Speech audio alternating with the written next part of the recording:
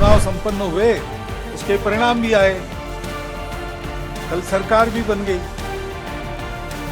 ये सब हो गया, लेकिन उसकी चर्चा अभी तक चलती। स्पर्धा रहती है तो दूसरे को पीछे करने का, स्वयं को आगे बढ़ाने का काम होता ही है, होना ही चाहिए। इस प्रकार ये बातें हुई, जिस प्रकार एक दूसरे को लताड़ना हुआ, प्रकार प्रचार के दौरान हमारे करने से समाज में मनमुटाव बढ़ेगा, दो गठ बटेंगे, आपस में शंका संशय उत्पन्न होगा, इसका भी ख्याल नहीं रखा गया। चुनाव लड़ने में भी एक मर्यादा होती है, उस मर्यादा का पालन नहीं हुआ। अब 1 साल से मणिपुर शांति की राह देख रहा है,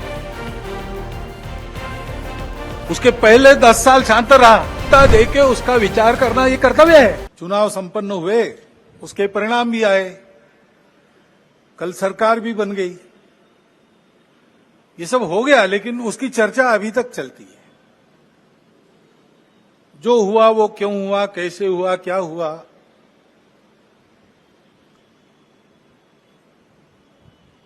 ये अपने देश के प्रजातांत्रिक तंत्र में प्रति 5 वर्ष होने वाली घटना है, होती है, उसके अपने नियम है, डायनेमिक्स है, उसके अनुसार होता है।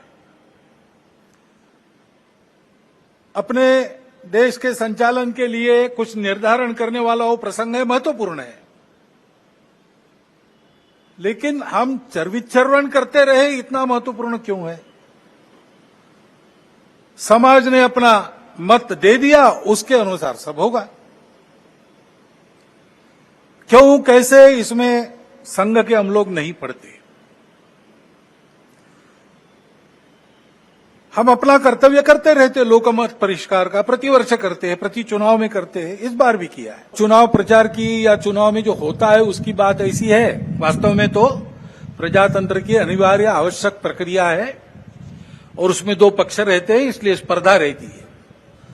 स्पर्धा रहती है तो दूसरे को पीछे करने का, स्वयं को आगे बढ़ाने का काम होता ही है, होना ही चाहिए, परंतु उसमें भी एक मर्यादा है, असत्य का उपयोग नहीं करना। चुने क्यों जा रहे लोग? संसद में जाएंगे, बैठकर अपने देश को चलाएंगे, सहमति बनाकर चलाएंगे। हमारे यहां तो परंपरा सहमति बनाकर चलने की है।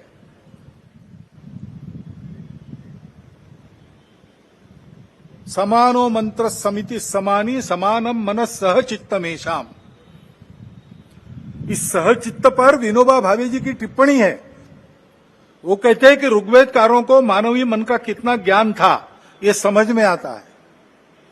सब जगह उन्होंने सम कहा है, समानो मंत्र समिति समानी समानम मना, लेकिन चित्त के बारे में सम नहीं कहा, क्योंकि प्रत्येक व्यक्ति का चित्त मानस अलग अलग होता ही है, और इसलिए 100% मतों का मिलान होना संभव नहीं है।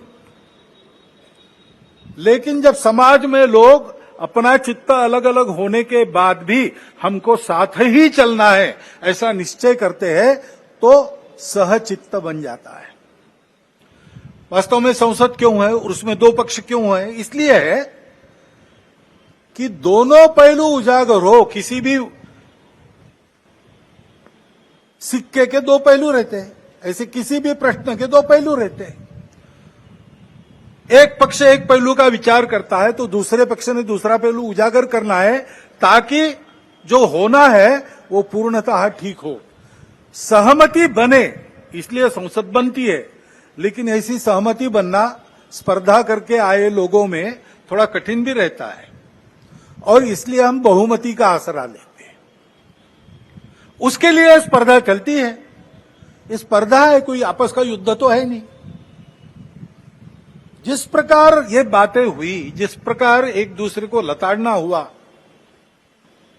जिस प्रकार प्रचार के दौरान हमारे करने से समाज में मनमुटाव बढ़ेगा, 2 गठ बटेंगे, आपस में शंका संशय उत्पन्न होगा, इसका भी ख्याल नहीं रखा गया, और विनाकारण संघ जैसे संगठनों को भी उसमें खींचा गया। टेक्नोलॉजी का सहारा करके असत्य बातें परोसी गई, नितांत असत्य। क्या शास्त्र का, विज्ञान का, विद्या का ये उपयोग है? सज्जन विद्या का ये उपयोग नहीं करते।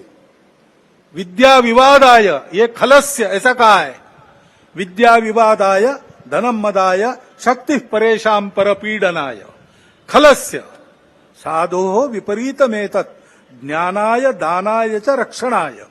विद्या का उपयोग प्रबोधन करने के लिए होता है, लेकिन आधुनिक विद्या टेक्नोलॉजी का उपयोग असत्य परोसने के लिए किया गया।